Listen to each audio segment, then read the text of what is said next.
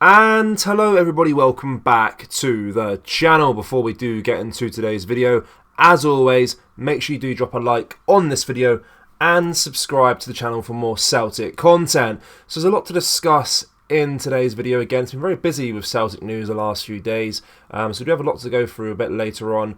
I do want to start today's video by going for a former Celtic player, as he is on the move again. That is Jota. Of course, he left Celtic in the summer to go to Saudi Arabia with Al Ittihad. Things haven't worked out for him very well there.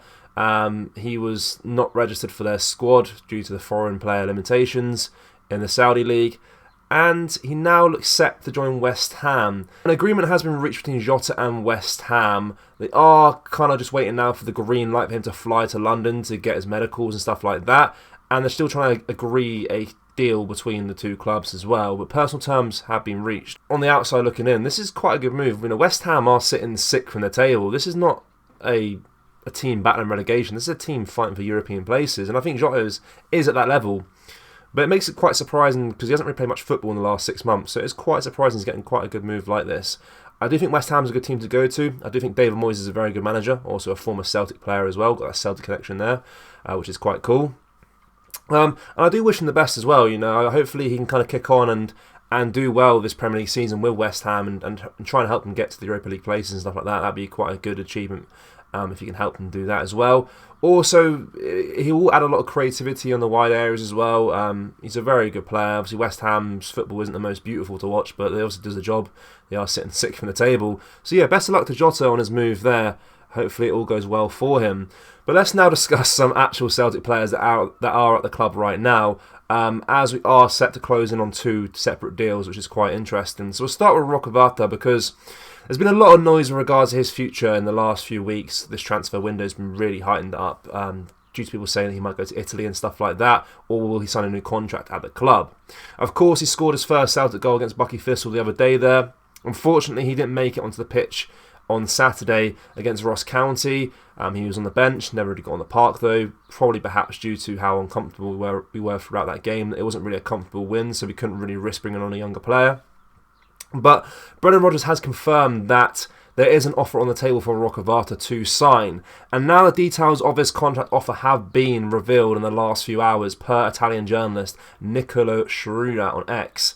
The club have offered Vata a new 4-year deal. It is said that the player will answer it in the next few days. This is very good news. Of course, currently Vata's deal with Celtic is set to expire this summer, and the last thing we want is to lose another young, talented player to a different team and then thrive elsewhere. Obviously, Ben Doak went to Liverpool a few years ago, so we don't want to see this happen again.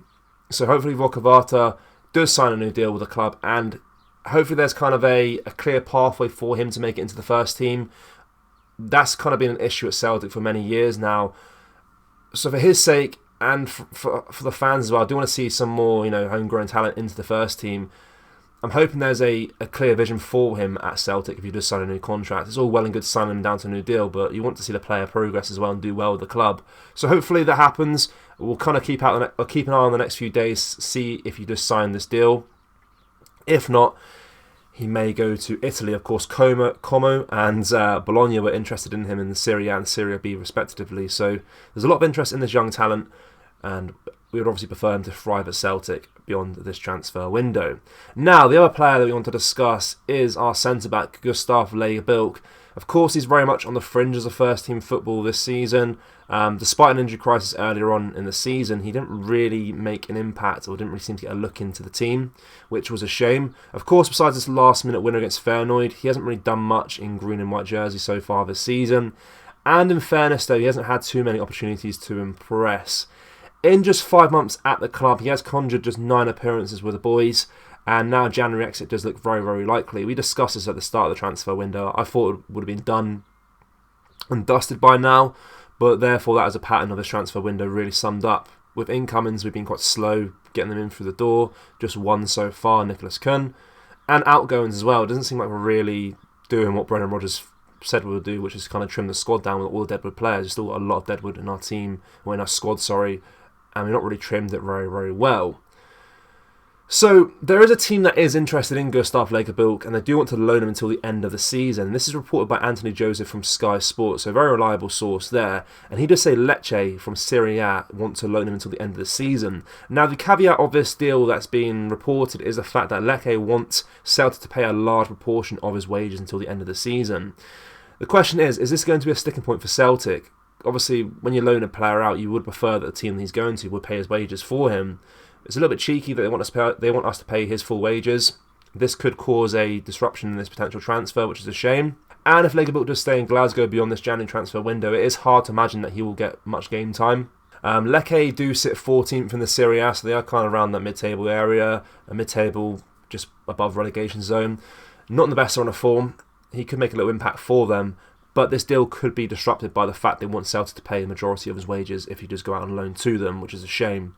So we'll see how this one develops as well in the next few days, but we are kind of closing on two different agreements here, one with Rocco Vata's contract and one with the loan deal to let Gustaf Lagerbielke go to the Serie A.